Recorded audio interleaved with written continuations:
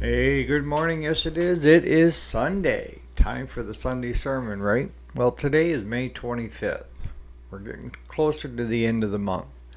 So, what are we going to talk about today for a topic? And I think living life in the moment. I think you'll get it once we start talking.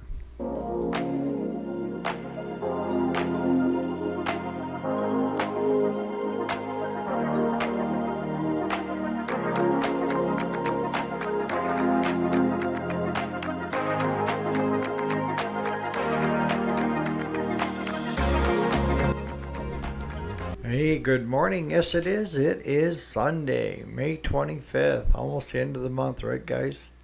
So, what's today's video on? Today's is on getting back to the things that you enjoy doing. What brings you passion? What brings you feeling alive?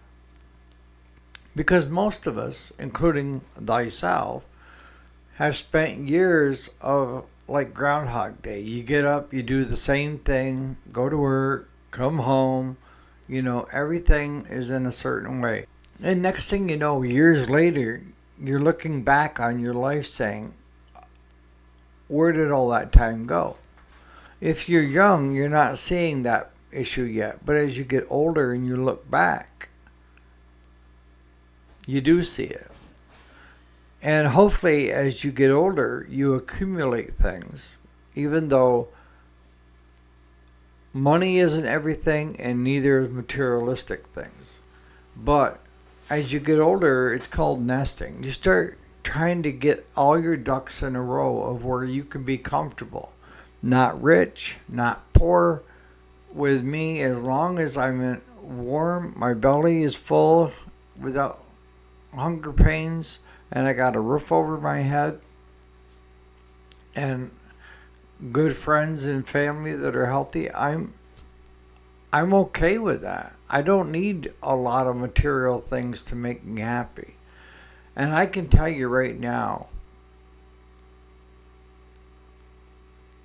there isn't any material thing out there that wasn't short-lived for me.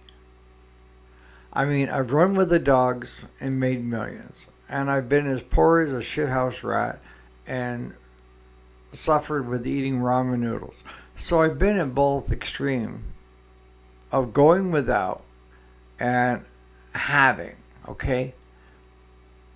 And when I was in both directions, whether it was going without or being the haves instead of being the have-nots, I was never happy. I wasn't. And I can tell you in both cases of the have-nots and the haves, I wanted more. When I was the have-nots, I always looked at it, the only direction is up, right? When I was with the haves, it was constantly trying to do things to protect what I had instead of losing it, right? So you spend all this time and energy thinking that's what life's all about, is becoming the haves. And I can tell you right now, if you got money, look at your friends. Are they good friends? Were they there when you didn't have money and they're still there? Were they there when you were poor? Because I've seen so many people tell me how they have all these friends that do have money. And I look at their friends, and their friends are being friends as long as you're being extravagant with them. But the minute you cut the purse strings, what happens? Who is going to be left standing? Those are your real friends. Your real friends can't be bought. And they will walk away from you if you start treating them, what's the right word? You know what I'm saying. But the thing is life is about doing the things that you want to do. And I tell you, a lot of things in life that bring enjoyment don't cost a lot. I love fishing. And on an extravagant day fishing, it cost me buying night crawlers, which is now $5 for some Canadian night crawlers, which is crazy. I used to go out on my hands and knees when I was young, pick night crawlers, and pick them by the thousands and sell them for 3 cents a piece. That's inflation, folks. Your gas to get where you want to go, and then your time. Your time is the most valuable thing you can give. Your time on earth is the most valuable thing you have. And you're given a choice. Do you want to make it easy time or chaotic time? If you're chasing after the almighty dollar, it's not going to bring you what you think it's going to bring you. Because you'll do anything to get to that next buck. And when you get to a certain point of being rich, it stops mattering. And anything above it doesn't bring you anything. And I know, Amos, you're going to say, but I can do the things I wanted to do. I live comfortable. You can do that without having a lot of money. You may have to downsize. And you may have to give up some toys that you have. But it's still doable. Because if I sat down and figured out, because I belong to a hunting club up in the Adirondacks, and it's well known for its streams and its brooks for brook trout. And it cost me on average around $15-20 to drive around the whole club. I think it's 12 miles up there of just roads, dirt roads. Cost me for the worms. Cost me for making maybe some sandwiches for lunch in case you don't catch anything. But the memories you can make by taking your kids and your grandkids and showing them the skills, or taking a friend with you and the two of you having fly rods and catching and releasing brookies. That's where I live. Or going up to a camp that we have at the base of White-Faced Mountain on a pond called Union Falls and catching walleye. And you can catch perch, sunfish, catfish to your lakes galore. I love spending time going up there. And the biggest horsepower engine you can have is a 9.9. And going up there and having a nice breeze, driving up so that you can drift over top of the holes where the walleyes might be laying with a jig and a tail of a night crawler and just jigging it and catching walleye. And walleye aren't easily caught. That's why I enjoy doing it, is because it's a challenge. You got to have a knack on finding them and catching them, even though I release everything I catch, right? But it's the enjoyment that it brings. What are other things that you can do in life that don't cost much, that can bring enjoyment? I find helping other people out. I'm not a socialite, but I enjoy people's company. The right company. The ones that don't feel like they have anything to prove. And I don't have to prove anything to them. And when you get to be my age, you start saying, why do I need to prove anything to anybody else? My friends are going to be my friends as long as I'm being myself. Unless I'm, an asshole. But the things in life that matter don't cost much. And this comes back to change. It means that you got to change your ways. And no matter, even if the change is a good change, it's still change and it's still hard to do. But we're constantly bombarded with things that we need to do and we need to change, right? And I'm going through a flux, I guess is the way to put it. I'm looking for mundane. I'm looking for just calm, of where I can just enjoy. And it feels like ever since November when I had my open heart surgery, it's been chaos.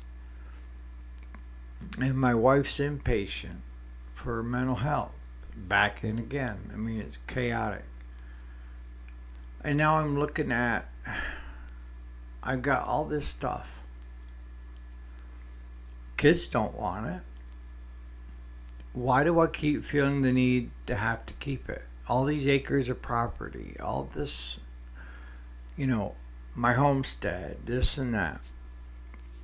My son, he's a Ford mechanic. He took my truck to see if he could get it fixed. It kept saying parking brake error. So the parking brake cost $177, and then with him being a Ford mechanic, he installed it. So I saved on the labor. But last week the truck started dinging, and we couldn't figure out what the dinging noise was coming from. So he put it on the computer yesterday, only to find out that now it says replace the wire harness. Well, the wire harness is another $3,000 for the wire harness, and another 1,000 because the truck has to be lifted off from the chassis to run the whip. So now you're looking at $1,000 to $2,000 just in labor bill. So now you're up over $5,000, and it's 4 years old, and I don't owe a lot on it. I was hoping to keep this one for another 3 to 5 years, and then buying my last truck, right? So I'm faced at looking at that. Do I step out and get a new one? I've got my dually. That runs like a champ. Parking the new one and driving the old '08. That doesn't seem to be having any problems other than 12 miles per gallon. Do I start looking at, because Claude's not getting any younger, and trying to decide what's best for everybody when it comes to haying. We do 5 farms, and yeah, it's a lot of work. And Claude's getting to the point where he's sick of it, and I get it. I really get it. And the prices right now are as high as I've ever seen them for cattle.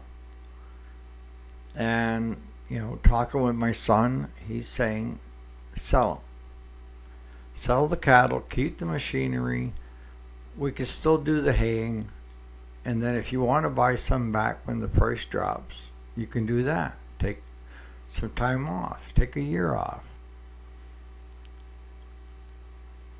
But then try to justify the cost and the time in doing the haying on the 5 farms. If you don't have the cattle to feed, to me it just doesn't seem feasible. But I've got so many promises out there that I have to the people that own the property. Do I stay living where I'm at in a house that's way bigger than I need? Should I sell the house in 5 acres and downsize to have a new one built that fits more our needs now? We don't need a 3-bedroom house. All I need is 1 bedroom, 1 office area. I don't need 2 living rooms. And I like the open concept of the living room and dining room and kitchen all open air. I love that concept, because if you're cooking, you can still visit with people that are there. Does it restrict a lot of people from coming and spending the night? I got a camper. They can spend the night in the camper, or I can go spend the night in the camper and they can have my bed. But if I downsize to just a 2 bedroom, 1 bathroom, smaller home, it's going to be cheaper to heat. It's going to be new. And I could take the proceeds off from this property, which this house sits on 49.9 acres, just sell the house in 5 acres, keep the other 44, and for what I owe against this, I could put money in the bank big time and be debt free on my new one. These are all things that I'm looking at. I'm trying to figure out, is this the time to shut the business down? Is this the time to... And I just kind of come to this flux of just saying, I just got to let it ride out a little longer, and hopefully the man upstairs will make my decision up for me. I'm still thrilled that I'm still here, and I fight every day to stay here. But do I need all this added stress? I've got stuff in this house that has a lot of value, but it's more sentimental to me than value. But nobody's collecting anymore. Nobody keeps things because they have sentimental value. It's throwaway generation. So a lot of stuff has actually gone down in value had I not sold it years ago. But the reason I didn't sell it is because of sentimental value. I got glassware, carnivalware, all that up the yin-yang that my wife collected over the years. That was her hobby. Getting china hutches full of dishes, or full of pottery. McCoy pottery, Roosevelt pottery. I still got cases of ball cards, hockey cards, Emmitt Smith special commemorative set that's still in the packaging. I have all the halogen of Jordans. They all have value. And is there anybody that wants to keep it because it has sentimental value?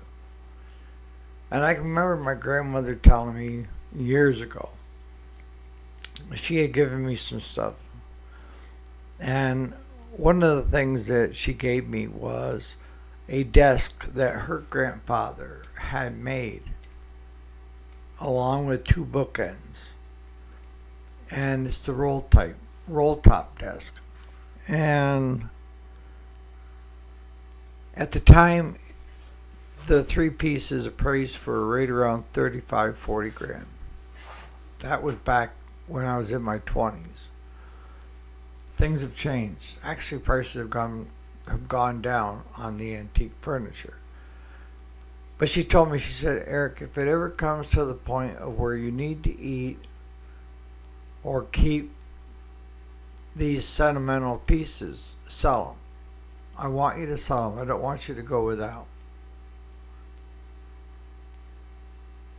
And I got Claude sitting there saying, Eric, you got all this crap. You might better sell it. Get the money out of it. Go buy yourself a boat. Enjoy yourself fishing every day. So if any of you guys have got thoughts on what I should do, I'm all ears. It's hard to make decisions when your better half isn't doing well, and you're trying to make decisions that will have consequences in the future, right? There was no logical reason that I should have survived in November. There's no logical reason why I should have any cognitive ability to even communicate, but I did. So that's where I'm at right now. is basically to get that aha moment that says from him, sell or buy or do something. Sometimes just doing nothing is doing something. Does that make any sense? Put in the comments what you think, life should be, and why a lot of things that bring enjoyment, whether it's pottery, painting, you name it. Those things don't cost hardly anything but your time. But if you enjoy gardening, flower beds, all that, like my daughter does, that is therapy time for her. Give her a trowel and plants, and she will spend all day out there with them friggin' plants. That's her forte. So on that note, you guys have a great Sunday, and we'll catch you here bright and early for Memorial Day. Remember, it's for the fallen soldiers to give thanks and not forget. See you tomorrow.